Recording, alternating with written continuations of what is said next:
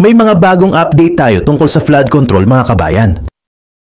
Unang update, Senate President Francis Chis Escudero, ipapaaresto daw ang mga kontratista ng questionableng flood control projects kung patuloy pa rin ang ginagawa nilang hindi pagdalo sa investigasyon ng Senado.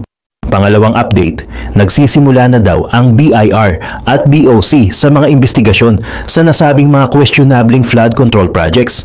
Pangatlong update, isang warning ang binitawan ni Senator Win Gatchalian, chairman ng Senate Finance Committee, kung saan sinasabing posibleng mawalan ng pondo ang mga flood control projects kung patuloy at hindi umano masosolusyonan ang mga katiwalian sa nasabing mga projects. At para sa ating panghuling update, isang pagbubunyag ang isinagawa ni Quezon City Mayor Joy Belmonte, kung saan mayroon umanong 141 flood control projects na isinagawa sa lungsod nang walang koordinasyon mula sa lokal na pamahalaan. Bago tayo magumpisa, baka pwede pa like ng video na ito. Malaking bagay na to sa aming mga content creators. Maraming salamat po.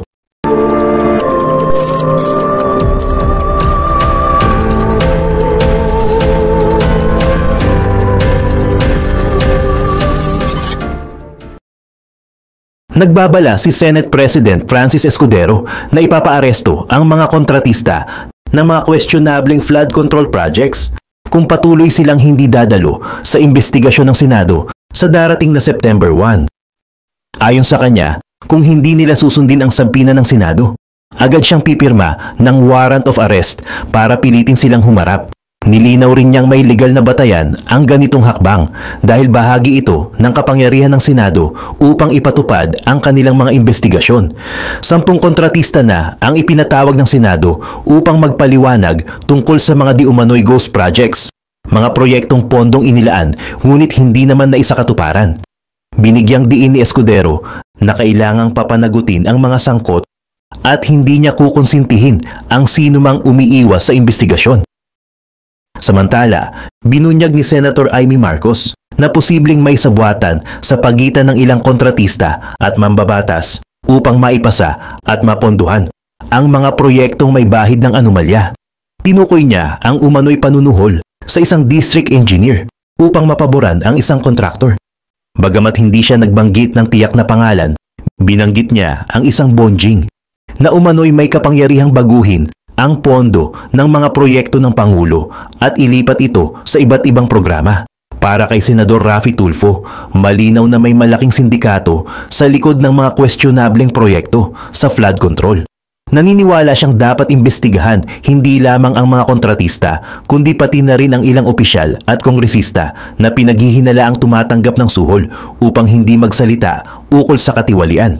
Sa panig naman ng Kamara, iminungkahi ni Representative Alfredo Garbin na isang independent body ang dapat mag-imbestiga sa isyong ito, lalo na't may mga kongresistang nadadamay.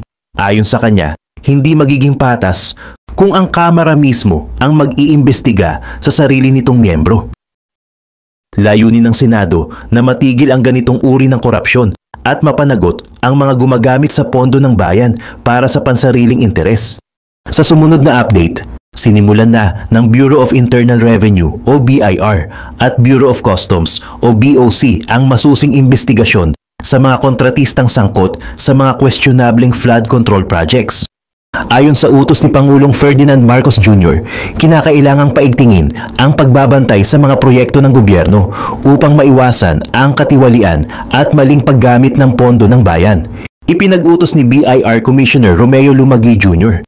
sa lahat ng regional at district offices ng BIR na magsagawa ng sabayang pagsusuri sa buwis ng mga kontratista. Layunin nito na matukoy kung mayroong hindi nabayarang buwis o pagtatangkang umiwas sa tamang obligasyong pampananalapi. Ang mga lalabag ay tatanggalan ng tax clearance na isang mahalagang requirement upang matanggap ang bayad mula sa gobyerno at para makasali pa sa mga susunod na proyekto. Batay sa Revenue Regulation No. 17 ng 2024, kailangang may updated tax clearance ang mga kontratista bago maaprubahan ang kanilang kontrata.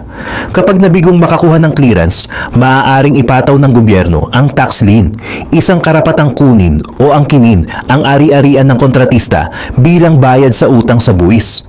Ang investigasyon ay nakafocus sa mga tinatawag na ghost projects o mga proyektong idineklarang natapos ngunit sa aktwal ay hindi na isagawa. Kapag napatunayan ito, hindi papayagan ng BIR na maibawas ang mga gastusing iniuulat ng kontratista at agad silang papatawan ng buwis para sa mga pekeng gastos. Kasabay nito, nagsasagawa rin ang Commission on Audit ng isang fraud audit sa mga flood control project sa lalawigan ng Bulacan na naisagawa mula Enero ng 2022 hanggang Hulyo ng 2025. Ang mga auditor ay inatasang suriin ang mga proyektong tapos na at kasalukuyang ginagawa gamit ang geotagged na mga larawan at video upang matiyak ang pagkakakilanlan ng aktwal na proyekto at pagsunod sa disenyo. Sa kabuuan, layunin ng mga hakbang na ito na tiyaking tama ang paggamit ng pondo ng bayan at napapanagot ang mga hindi sumusunod sa batas.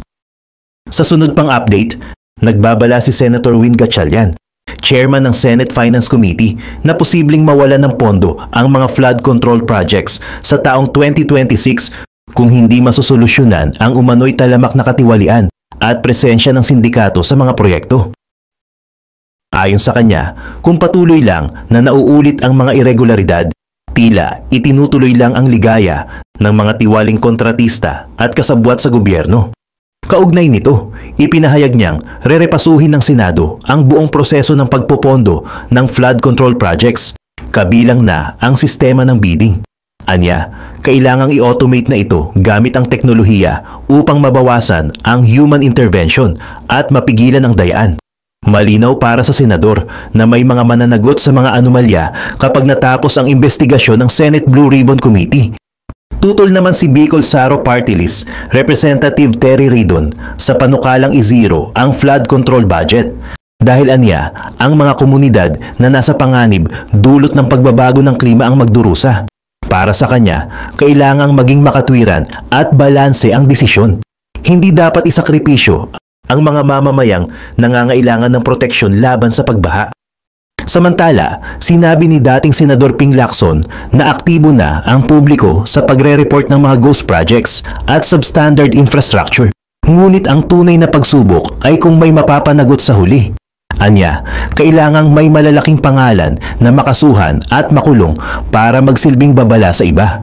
Naglabas din ng pahayag si Baguio City Mayor Benjamin Magalong hinggil sa personal na karanasan niya noong nasa PNP pa siya, kung saan umano'y may mga kongresistang naglalapit ng mga pansariling kahilingan tuwing budget deliberations. Ayon sa kanya, madalas ay hindi kinokonsulta ang mga local government units sa mga proyekto, kaya't napupunta sa mga hindi kapaki-pakinabang na gawain. Nabanggit din na inaasahang magsasagawa ng pagdinig ang House Tri-Committee sa susunod na 2 linggo para talakayin hindi lang ang flood control projects, kundi pati na ang iba pang issue sa infrastructure. Umaasa ang mga mambabatas na may maglalakas loob na whistleblower upang magsiwalat ng katotohanan. Para naman sa panghuli nating update, ibinunyag ni Quezon City Mayor Joy Belmonte na mayroong 141 flood control projects na isinagawa sa lungsod nang walang koordinasyon mula sa lokal na pamahalaan. Ayon sa kanya, ang mga proyektong ito ay pinunduhan at ipinatupad ng Department of Public Works and Highways, ngunit hindi ipinaalam o kinonsulta sa city government. Dahil dito, ipinag-utos ni Belmonte sa City Engineering Office na i-verify ang listahan ng mga proyekto sa antas ng barangay upang matukoy kung alin sa mga ito ang may epekto o problema sa daloy ng tubig. Isa sa mga halimbawa ng problemadong proyekto ay ang 49 million na halaga ng retaining wall sa Barangay Commonwealth. Sa halip na makatulong sa kontrol sa baha, pinaniniwalaang ito ay nagdulot ng mas malalang pagbaha dahil sa pagkipot ng daluyan ng tubig. Isa pang proyekto ay ang 96 million na pumping station sa Matalahib Creek, Barangay Talayan, na ginawa nang walang paalam sa lokal na pamahalaan. Ayon sa mga city engineers, imbes na makatulong, ito ay nagpalala pa ng pagbaha sa lugar at nangangailangan pa ng karagdagang 250 million upang gumana ng maayos. Sa halip na ipagpatuloy ang mga hindi napagplanuhang proyekto, iminungkahi ni Mayor Belmonte na ilaan na lamang ang pondo sa mas makabuluhang mga flood mitigation efforts, tulad ng pagtatayo ng mga detention basins. Ang mga ito ay bahagi ng 25-year Drainage Master Plan ng lungsod na binuo kasama ang University of the Philippines Resilience Institute. at tinatayang mangangailangan ng 27 billion upang maisakatuparan. Binanggit din ni Belmonte ang Ordinance Number SP 2939 Series of 2020 kung saan nakasaad na dapat may written coordination ang anumang national government project sa Quezon City bago ito ipatupad. Kailangan din umano ng Certificate of Coordination upang maiwasan ang pagkakaroon ng duplicate projects o mga proyektong hindi akma sa plano ng lungsod.